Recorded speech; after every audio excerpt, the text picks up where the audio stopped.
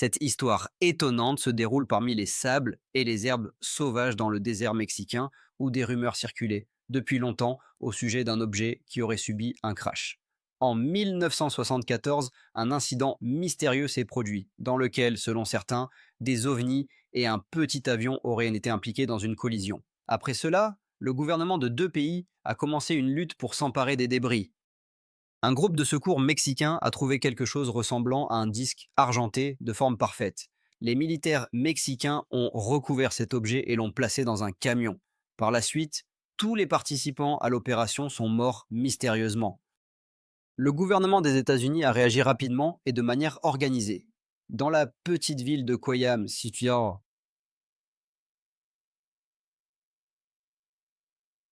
au nord de l'État mexicain de Chihuahua, qui n'est même pas indiqué sur certaines cartes, des événements ont eu lieu qui ont changé son histoire. Cette ville, lentement engloutie par le désert, avec une superficie de seulement 700 mètres carrés et une population d'environ 2000 personnes, est considérée comme l'un des plus beaux endroits sur Terre.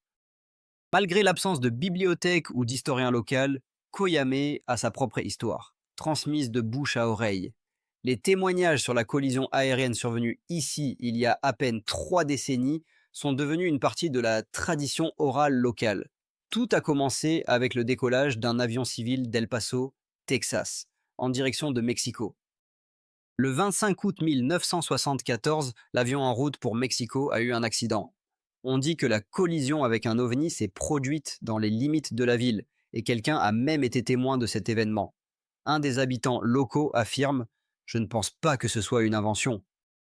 Comment pourrait-on inventer cela? C'est vrai. Ce soir-là, le 25 août 1974, à 19h07, la tranquille nuit d'été de Koyam se préparait à une fin paisible. Cependant, à 800 km de la ville, le système de défense aérienne des États-Unis a soudainement détecté un objet inconnu se dirigeant vers le golfe du Mexique à une vitesse de 4000 km à l'heure, à une altitude de 25 km. On ne pouvait dire qu'une seule chose de cet objet: il n'avait pas été créé par l'homme. Au début, le contrôleur a supposé qu'il s'agissait d'une météorite, mais il est vite devenu clair que c'était autre chose. L'objet descendait et se déplaçait par à-coups, ce qui n'était pas semblable aux météorites qui descendent uniquement en arc. Il semblait se diriger vers Crisco, Texas. Les forces de défense aérienne américaines ont été mises en état d'alerte. Un objet volant non identifié a changé de direction, tournant à gauche, et est entré dans l'espace aérien mexicain à seulement 80 km au sud de Brownsville, dans l'État du Texas. Les États-Unis ont continué à surveiller ce vaisseau spatial étrange qui filait au-dessus du Mexique. Cependant, les radars n'ont pas détecté le petit avion qui se dirigeait droit vers le OVNI. En même temps, un autre avion volait d'El Paso à Mexico. Sous le couvert de la nuit, cet aéronef privé se dirigeait vers la capitale mexicaine, mais il ne devait pas atteindre sa destination. Au même moment, les militaires américains ont remarqué que l'objet volant non identifié avait disparu des écrans radars. Un événement imprévu s'est produit. Le OVNI et l'avion se sont heurtés. L'une des hypothèses était qu'il y avait eu une collision qui avait endommagé à la fois le vaisseau et l'avion. 26 août 1974, à 8 heures du matin, 9 heures après la disparition de l'avion civil au-dessus du désert, une équipe de recherche mexicaine est partie à sa recherche. Les services secrets américains effectuaient une interception radio à travers la frontière. À 10h35 du matin, les Américains ont enregistré un message des militaires mexicains. Les débris de l'avion disparu avaient été découverts tout près de Koyama. Peu après, un autre message choquant a été diffusé. Les débris d'un deuxième aéronef ont été trouvés, et ce n'était déjà plus un avion. L'équipe de recherche mexicaine a découvert un disque argenté de forme régulière, d'un diamètre de 5 mètres et avec des renflements d'une épaisseur d'1,50 m de chaque côté. Sa surface ressemblait à de l'acier poli, sans aucune marque ni inscription. À l'intérieur, aucun corps n'a été trouvé. Cependant, des traces de dommages étaient visibles à la surface, probablement causées par la collision avec l'avion civil et la chute subséquente au sol. À ce moment-là, les responsables mexicains ont annoncé une interdiction des communications radio pendant toutes les opérations de recherche. En réponse, les fonctionnaires américains se sont tournés vers le gouvernement mexicain avec une proposition d'assistance, mais ont reçu un refus. Comme toujours, les autorités mexicaines ont nié la présence de quoi que ce soit d'inhabituel, affirmant qu'il ne s'agissait que d'un accident d'avion. Pendant que l'équipe mexicaine rassemblait les débris, les États-Unis ont commencé à former leur propre unité d'élite de recherche à Fort Bliss, dans l'État du Texas. Cette unité était composée de 4 hélicoptères, de 3 chasseurs et d'un grand hélicoptère de mer Stallion. L'équipe entièrement formée attendait son heure, tandis que le renseignement américain sondait la situation. La situation restait sous le contrôle des États-Unis grâce à des opérations d'espionnage, y compris un système de surveillance spatiale et des avions patrouillant à basse altitude. Le renseignement américain a appris que les Mexicains avaient placé un annelon sur une plateforme de camion et l'avaient emporté du lieu de la catastrophe. Au cours des observations, plusieurs corps sans vie ont été remarqués, ce qui a suscité des soupçons chez les Américains concernant la violence qui s'était produite sur les lieux de l'incident. Le 27 août à 2h38, les militaires, ne comprenant pas entièrement ce qui s'était passé, ont donné le feu vert à leur brigade de recherche. 4 hélicoptères ont immédiatement décollé de Fort Bliss. Le gouvernement des États-Unis a réagi de manière très professionnelle et organisée, déployant une équipe sur le site de l'incident. Vêtus de combinaisons de protection, les soldats américains se sont approchés des membres morts du convoi. Ils n'avaient pas le temps de déterminer ce qui avait tué le groupe mexicain, cependant, les chercheurs d'OVNI avaient leur propre théorie. L'un d'eux exprime l'opinion que les Mexicains avaient d'une manière ou d'une autre été en contact avec une substance toxique d'origine bactérienne introduite dans notre monde depuis l'extérieur, ce qui avait causé leur mort.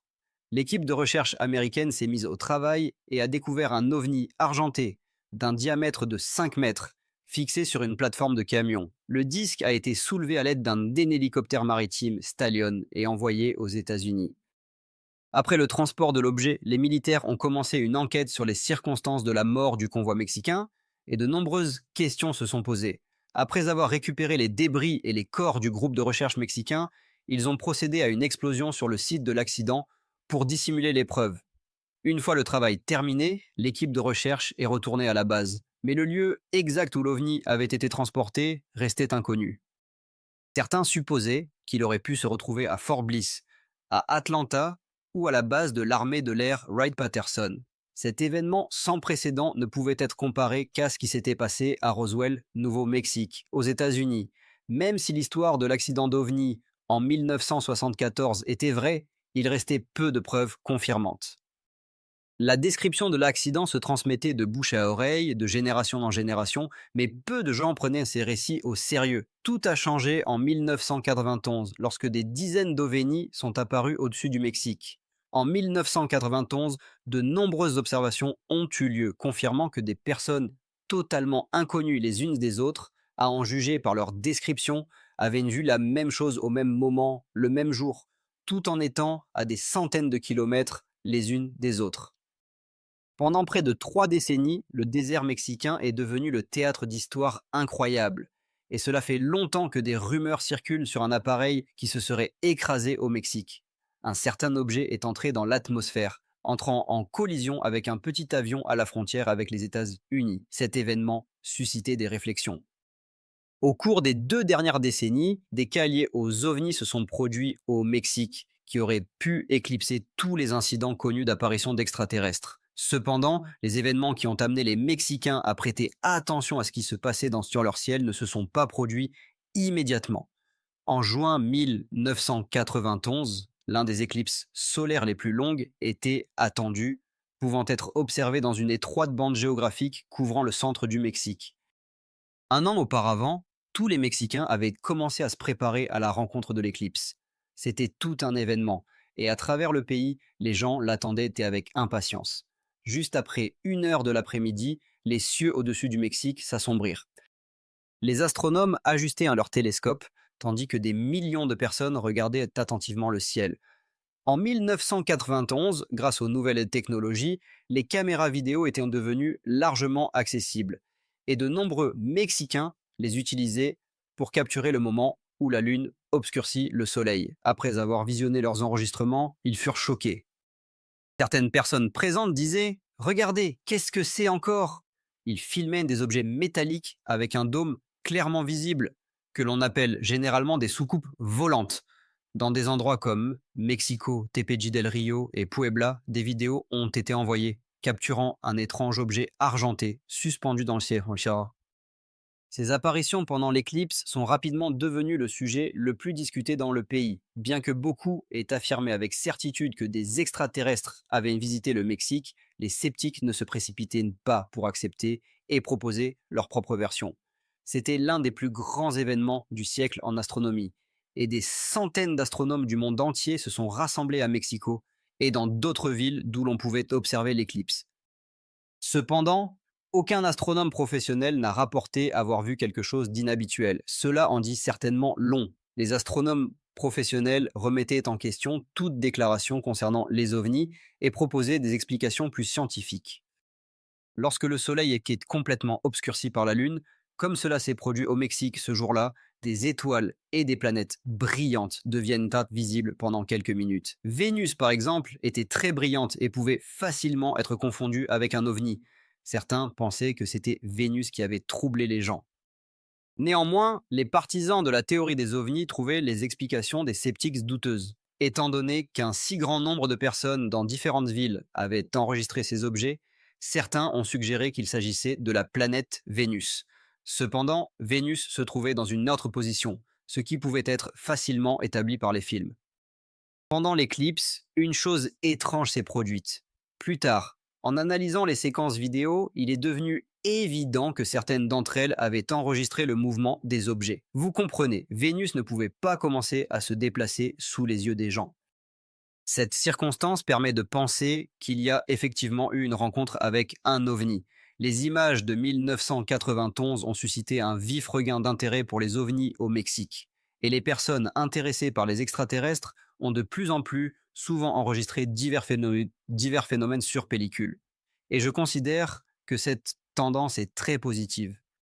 Bien que le boom mexicain en matière d'ovnis ait été une surprise pour la plupart des gens, certains ufologues estiment qu'il a été prédit il y a plus de 1000 ans. La civilisation maya occupe une place unique dans l'histoire de l'humanité. Pendant plus de 600 ans, ils ont construit des villes, érigé des réservoirs et des temples en forme de pyramides, et ont accumulé des connaissances étonnantes dans le domaine de l'astronomie. Il est incroyable combien les Mayas savaient sur le ciel et les planètes. Ils étaient bien équipés et effectuaient des observations. Ils comprenaient comment se déplaçaient les corps célestes et pouvaient prédire tout événement significatif se produisant dans le ciel. Les Mayas enregistraient à leur connaissance dans des livres pliants appelés codex. La plupart de ces textes ont ensuite été brûlés par des prêtres espagnols. Jusqu'à nos jours, seuls 4 codex mayas ont été préservés. Parmi eux, le Codex de Dresde, un document qui permet d'obtenir un aperçu de la sagesse astrale de ce peuple ancien. C'est de l'astronomie dans sa forme pure. La Lune, le Soleil, les constellations, tout cela y est présent. Quiconque a étudié et analysé ces documents comprend qu'ils représentent un véritable trésor. De plus, le Codex contient un tableau avec les cycles des éclipses solaires. L'éclipse de 1991 a été précisément prédite par le Codex de Dresde des Mayas. Mais ce n'est pas tout. Il y a encore des mystères dans ces anciens documents. Il y est également fait mention d'une rencontre avec les frères des étoiles, en d'autres termes, des extraterrestres. Lorsque j'ai pris connaissance de cette information, j'ai ressenti un véritable choc. Il s'avère que les Mayas savaient déjà quel jour les ovnis visiteraient le Mexique. Vous pouvez imaginer, est-ce une coïncidence ou étaient-ils vraiment des prophètes? Je suis tout simplement stupéfait. Stupéfait jusqu'au plus profond de mon être. Je suis stupéfait. Stupéfait. De nombreux Mexicains conviennent que des événements extraordinaires se produisent dans le pays.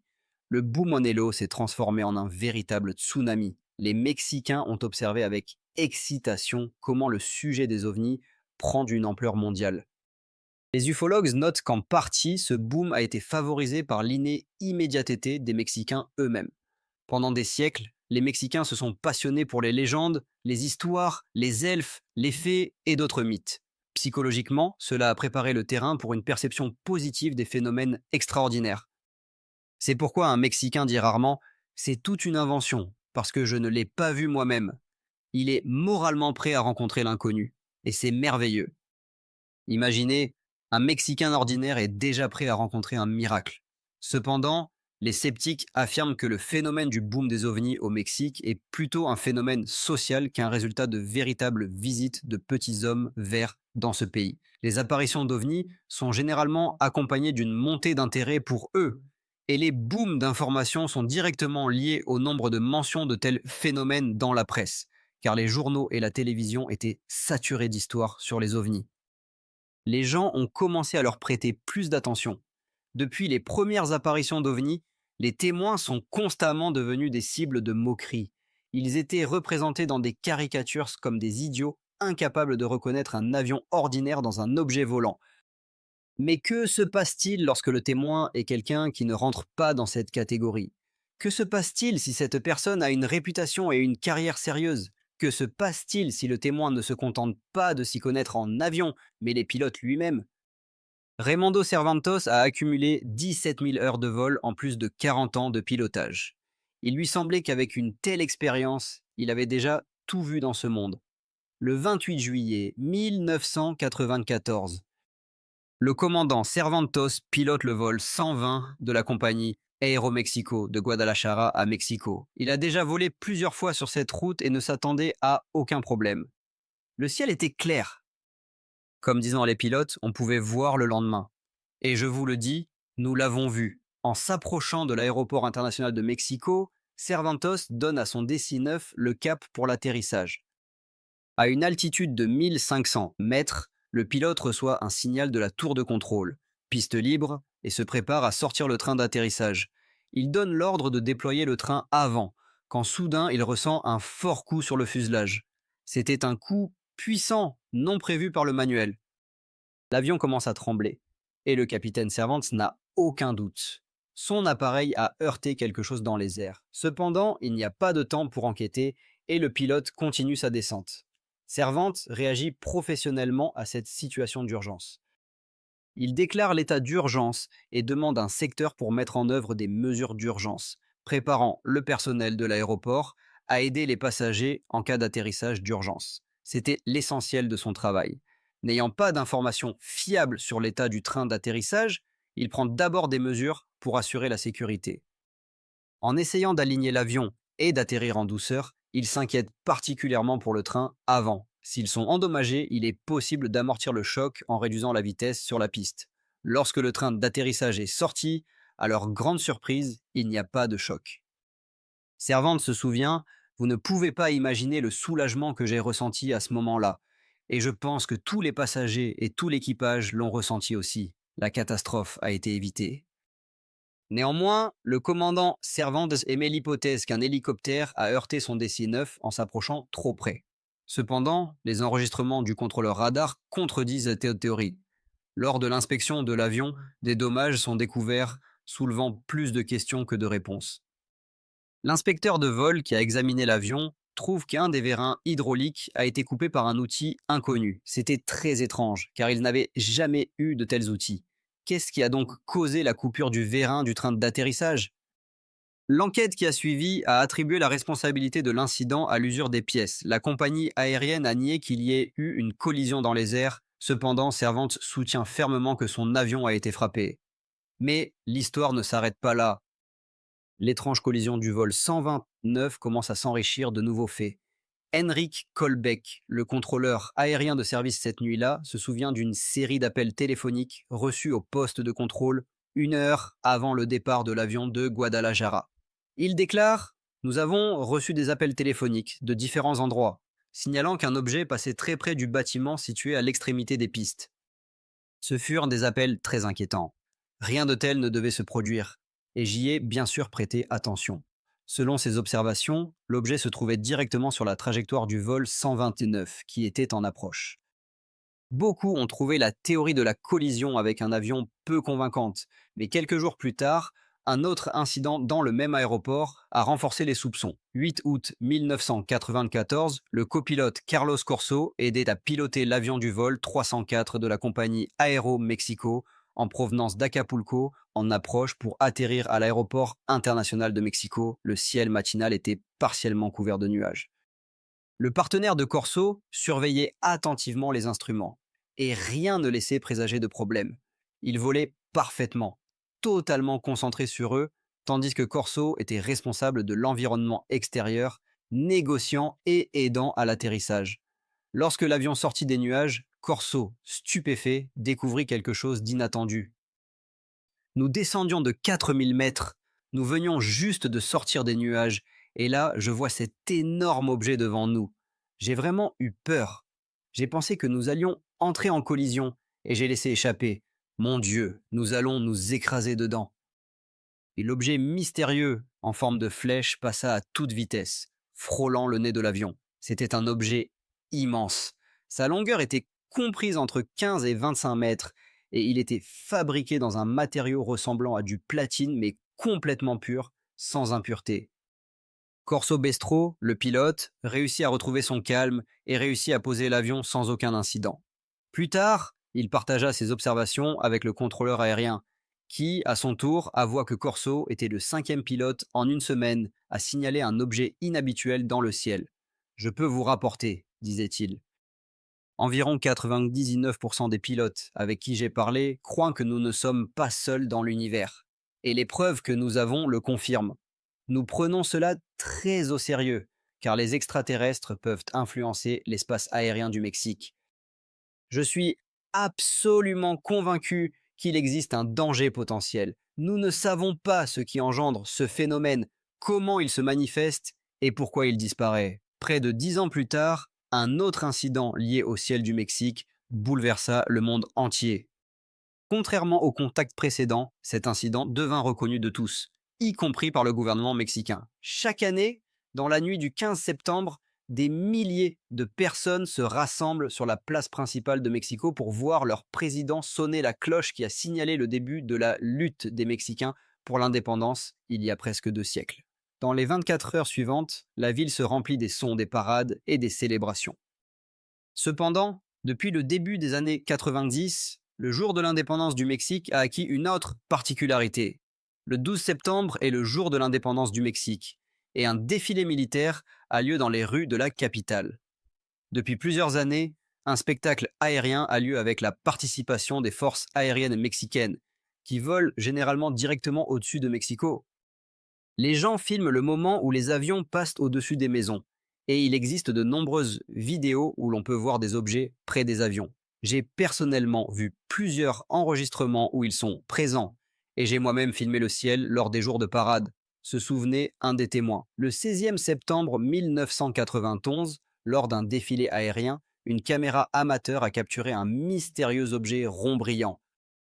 Exactement un an plus tard, au même endroit, des témoins ont observé un autre ovni dans le ciel. Le 16e septembre 1993, lors des manœuvres d'une unité d'hélicoptère militaire, un objet argenté a été filmé, manœuvrant entre 3 ans, 3 apparitions et aucun commentaire à ce sujet de la part des militaires mexicains. Lorsque la discussion sur l'apparition des ovnis pendant les parades a commencé, le gouvernement mexicain ne s'est exprimé ni pour ni contre. Il préférait ne pas trop s'étendre sur ce sujet, bien que cela préoccupât beaucoup de monde. C'est vraiment une question sensible pour le Mexique. Il n'est donc pas surprenant que les partisans des ovnis, qui ont accusé le gouvernement pendant des décennies de garder le silence sur les faits concernant les visites d'ovnis, continuent de maintenir leur position. Les rapports classifiés, les projets militaires secrets et le déni constant des témoignages des témoins n'ont fait qu'attiser l'intérêt. Le 5 mars 2004, le 501e escadron des forces aériennes mexicaines était à la recherche d'un autre avion transportant des drogues. Soudain, les pilotes militaires ont été témoins d'événements étranges. Les forces aériennes du Mexique patrouillaient de la frontière sud pour empêcher l'intrusion d'avions transportant des drogues en provenance d'Amérique du Sud. Cela se produisait régulièrement et ils effectuaient plusieurs sorties chaque jour. Mais ce jour-là, tout était différent. Lors d'un vol d'inspection diurne, les militaires ont remarqué quelque chose sur leur radar et ont supposé qu'il s'agissait d'un avion de trafiquants de drogue. En observant l'objet, ils ont remarqué que sa vitesse de déplacement était irrégulière, atteignant parfois plus de 600 km/h. Au cours de la poursuite, l'équipage a utilisé un système de suivi infrarouge connu sous le nom de FLIR. Ce système, semblable à une caméra, est monté sur l'avion et sert à l'observation dans le spectre infrarouge, ce qui permet de voir des objets qui ne sont pas visibles dans le spectre lumineux ordinaire. Les objectifs infrarouges du système FLIR installé à l'extérieur de l'avion transmettaient un signal à l'équipage permettant d'observer ce qui se passait en temps réel. Cependant, lorsque la patrouille s'est approchée de l'objet mystérieux, ils n'ont rien pu détecter. Cela a définitivement démoralisé les pilotes. Tout au long du vol, les militaires regardaient droit devant, car le radar indiquait précisément cette direction, mais ils n'ont rien trouvé. Il est vite devenu clair que le carburant de la patrouille était sur le point de s'épuiser, et il était devenu impossible de poursuivre la chasse. Les militaires se sont dirigés vers la base, tandis que l'objet inconnu disparaissait bientôt du radar. Mais ce n'était que le début. L'opérateur du système FLIR a continué à observer et a rapidement remarqué des lumières brillantes apparaissant au niveau des nuages. Ce qui est soudainement apparu à l'écran n'était pas une simple lumière. On pouvait voir périodiquement au moins 11 objets se déplacer en douceur à travers les nuages. Les membres de l'équipage ont ressenti une légère peur, ne comprenant pas à quoi ils faisaient face. C'était un équipage expérimenté, qui avait volé dans cette région auparavant et avait utilisé le système FLIR pendant presque 2 ans. Cependant, ce jour-là, comme l'a montré l'enregistrement des conversations dans le cockpit, même les pilotes les plus expérimentés ont commencé à s'inquiéter. Attachez vos ceintures de sécurité, a dit l'un d'eux. Voyons ça, un autre a ajouté. Allez, ne me fais pas peur. L'équipage avait l'impression que les objets ne faisaient pas que voler à côté, mais entouraient progressivement l'avion. Il se déplace à notre altitude, c'est impossible, a remarqué l'un des pilotes. Messieurs, nous ne sommes pas seuls. À quoi un autre a répondu: oui, nous ne sommes pas seuls, c'est vrai, mais bon sang, qu'est-ce que c'est? Ils nous entourent, dit. Puis les sphères lumineuses ont disparu soudainement, et les membres de l'équipage, effrayés, sont rentrés à la base.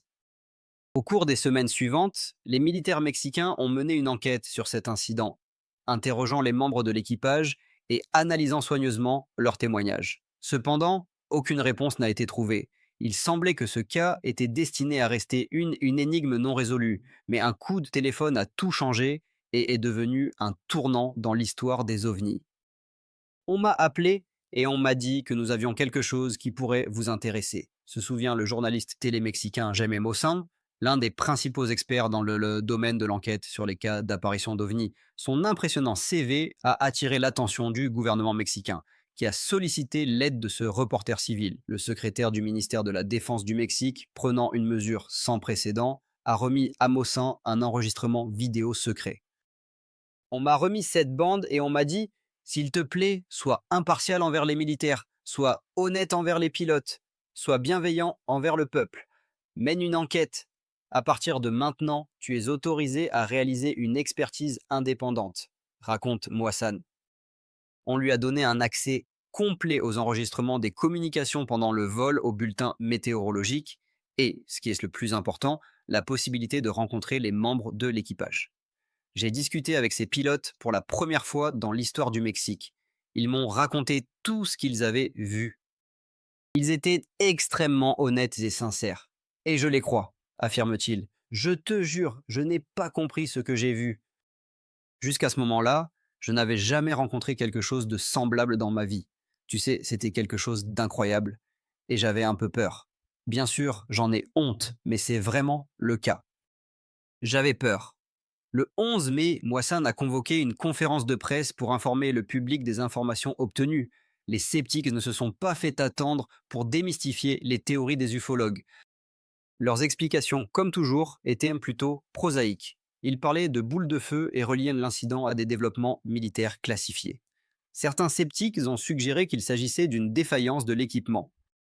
Les explications apparaissaient les unes après les autres et disparaissaient tout aussi rapidement. Une seule d'entre elles méritait une attention particulière et a suscité de nombreux débats. De nombreux scientifiques ont suggéré que la bande pouvait avoir enregistré des puits de pétrole en feu situés à environ 100-120 km du lieu d'observation. Dans le domaine infrarouge, ces objets semblaient scintillants et incandescents. Bien qu'ils ne soient pas visibles à l'œil nu, les systèmes de vision nocturne sont conçus pour capter la signature thermique des objets. Cependant, beaucoup expriment des doutes quant à savoir si les enregistrements du système FLIR ont réellement capter l'incendie des puits de pétrole. La première étape de l'analyse de ces lumières a été d'étudier leur forme, afin de déterminer comment elles changeaient d'une image à l'autre et d'une minute à l'autre. Si ces lumières, comme le soutiennent les sceptiques, étaient des puits de pétrole en feu, alors la flamme sur l'enregistrement aurait dû pulser. Mais l'utilisation de programmes informatiques pour examiner ces lumières en détail a révélé un effet complètement différent. Lors de l'analyse des images individuelles, la lueur sur les bords perdait en intensité. Mais au centre, il y avait toujours un élément qui ne changeait absolument pas. C'était une sphère, et la probabilité que ce soit une flamme était exclue. Si c'était une flamme, elle aurait pulsé non seulement sur les bords, mais aussi sur toute la surface de l'objet. Il existe d'autres arguments contre la théorie du feu sur les puits de pétrole. Bien que des vols aient été effectués dans cette région chaque jour, personne n'avait auparavant signalé des observations de ce type. Le seul moyen de prouver quoi que ce soit de manière certaine serait de répéter le vol dans les mêmes conditions, sur le même itinéraire, en utilisant le même système FLIR et de préférence sur le même avion. Tant que cela ne sera pas fait, l'incident impliquant l'équipage de l'avion des forces aériennes mexicaines restera une énigme non résolue. Cependant, pour les chercheurs en OVNI, cela n'enlève rien à l'importance exceptionnelle de cet incident. Pour la première fois, le gouvernement s'est tourné vers les ufologues pour obtenir de l'aide. Les chercheurs mexicains en OVNI ne perdent pas leur optimisme et estiment que cet incident pourrait être le signe d'une nouvelle ère de transparence dans le domaine des OVNI. L'un d'eux déclare: Je pense que nous attendent de nombreuses nouvelles apparitions d'OVNI, et j'espère une plus grande ouverture des autorités concernant ces faits. Après tout, nous, Mexicains, le voulons vraiment. Ce n'était que le début. En 2005, alors qu'il semblait que les choses les plus étranges au Mexique étaient déjà arrivées, l'incroyable s'est produit. Depuis 1991, des témoins mexicains ont filmé des centaines d'heures de matériel selon eux, capturant des apparitions d'OVNI. Certains s'étonnent du nombre même de ces enregistrements, mais ce qui est encore plus important, c'est ce qu'ils contiennent.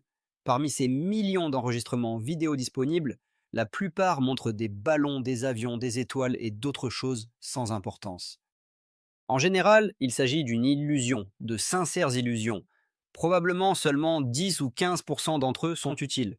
C'est précisément ces 10% qui attirent l'attention des ufologues et des représentants des médias. Parmi les phénomènes ovni les plus intéressants, enregistrés sur vidéo, se distinguent les soi-disant flottes. Une flotte est un groupe contenant plus de 3 objets. Ces flottes peuvent se déplacer horizontalement ou verticalement, formant des formes très étranges, telles que des boomerangs, des sphères et des disques. Le 10 juin 2004, à Guadalajara, au Mexique, un photographe amateur prend des photos d'objets d'origine inconnue dans le ciel. Le 21 juin 2004, à 380 km de Guadalajara, à Cuernavaca, une autre flotte est enregistrée. Le 30 mars 2005, presque 960 km au nord, à Torreón, apparaissent des objets encore plus inexplicables. Le 11 avril 2005, 800 km au sud, au-dessus de Mexico, le ciel grouille d'appareils volants mystérieux. Un des chercheurs souligne: Je pense que de cette manière, quelqu'un essaie d'établir un contact avec nous. À mon avis, ils essaient de nous transmettre une certaine information. Par exemple, en Angleterre, ils laissent des cercles dans les champs. Et chez nous, d'une autre manière, les sceptiques nient l'existence de flottes, les considérant comme rien d'autre que des ballons météorologiques ou des oiseaux. Cependant, comme le montre la pratique, il vaut mieux voir une fois tout de ses propres yeux. L'apparition de flottes en juin 2005 a poussé les gens à croire aux ovnis. L'une des visites récentes a été l'événement à Xalapa, dans l'état de Veracruz. Cela a été particulièrement intéressant, car les témoins étaient des personnes de très haut rang. Le 24 juin 2005, à 10h30 du matin, une cérémonie publique de remise de nouveaux véhicules de patrouille au département de police local a eu lieu. L'événement a réuni le maire Fidel Rara Beltran, des policiers de haut rang et des représentants des médias locaux. Quelques jours plus tard, la presse a rapporté que le soi-disant ovni observé à Talpa était devenu le sujet de discussion dans tout le Mexique. Tout le monde a lu cette nouvelle. Cependant, des rapports sont rapidement apparus, affirmant que ces ovnis étaient en réalité des ballons que des enfants de l'école locale avaient lâchés. Cette explication n'a fait que susciter de nouvelles questions chez les partisans des ovnis. Si ce étaient des ballons, Pourquoi flottait-il dans le ciel immobile en formation pendant plus d'une demi-heure? Un témoin ayant observé le phénomène affirme qu'il s'agissait de quelque chose de plus que de simples 14 objets sphériques, scintillant de différentes couleurs dans le ciel. Ils ont formé une formation triangulaire et sont restés dans cette position pendant 30 minutes. Je pense que c'est un cas exceptionnel, car le gouverneur lui-même était présent avec tous ses conseillers et même des policiers, dit-il. Comment prouver à un gouverneur qu'il n'a rien vu d'étrange? C'est à ce phénomène qu'était consacrée la rencontre des spécialistes des ovnis et de nombreux passionnés, qui sont venus de tous les coins du Mexique pour discuter du boom des témoignages de visites d'extraterrestres dans le pays. Selon ces hommes et ces femmes, les contacts qui ont eu lieu méritent une attention particulière et des éclaircissements. Parmi les incidents examinés, il y avait la prétendue collision d'un avion avec un ovni en 1974 près de Caya, au Mexique.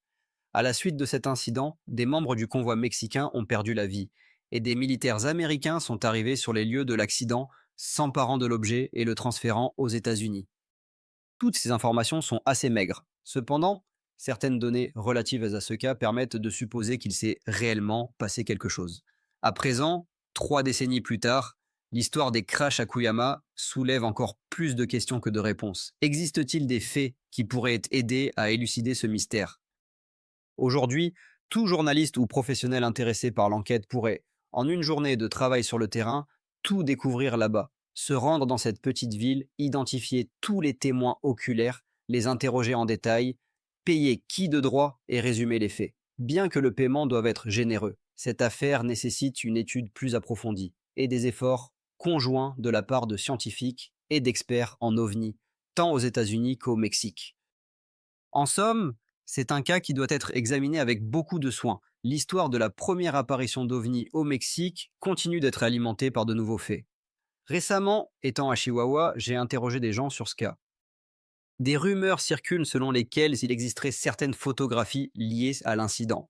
On m'a promis que je les recevrais, mais les habitants ont toujours peur. On a l'impression qu'ils cachent ces clichés. Ils cachent et ont peur. Peur de quoi? Le crash à Lofkoyama demeure enveloppé de mystère. Cela s'est-il réellement produit dans le désert mexicain il y a plus de 30 ans? L'équipe de recherche mexicaine est-elle devenue la victime d'une arme biologique inconnue? Peut-être que nous ne saurons jamais la vérité.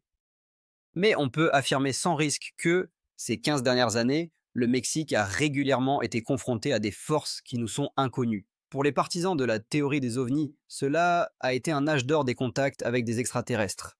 Tandis que les habitants du Mexique regardaient le ciel avec inquiétude et espoir, ils attendaient de nouvelles visites mystérieuses.